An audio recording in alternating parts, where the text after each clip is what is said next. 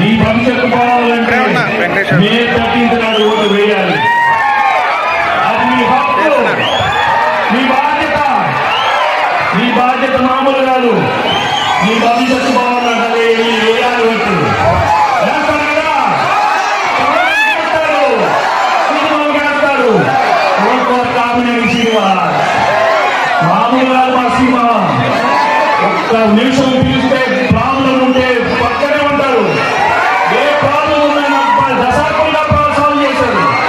మీ దగ్గర ఉంటారు, మీ తోడుగా ఉంటారు, మీ అండగా ఉంటారు. మీ అందరి ఓటు కట్టి తమలంటే మా సీమా ఉంది. నాకు నిజంగా చాలా ఆనందం. మీ అందరి ఇంతసేపు